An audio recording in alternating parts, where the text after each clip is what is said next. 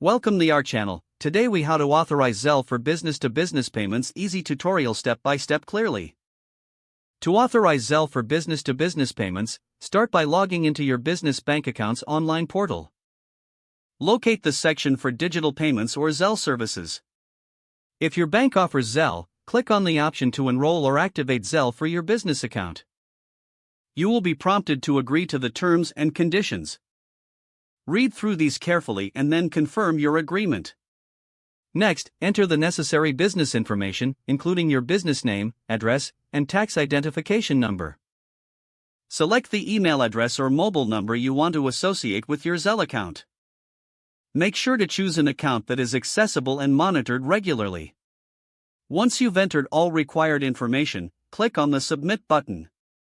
Wait for a confirmation message indicating that your registration is successful. If needed, check your email for a confirmation message from your bank. Now, you can log back into your bank account to send or receive payments via Zelle. To send a payment, navigate to the Payments section and select Zelle. Enter the recipient's email or mobile number. Input the payment amount and add any necessary notes. Review the transaction details carefully before confirming the payment. Click Submit to process the transaction. You should receive a notification confirming that the payment has been sent. To receive payments, share your registered email or mobile number with the business partner. Once they send a payment, you will be notified by your bank or through email. Check your business account to confirm the received payment. Feel free to contact your bank's support team if you experience any difficulties.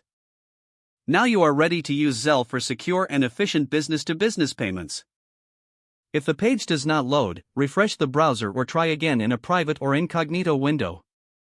Make sure you are using the correct email address, then retype it carefully to avoid small typos.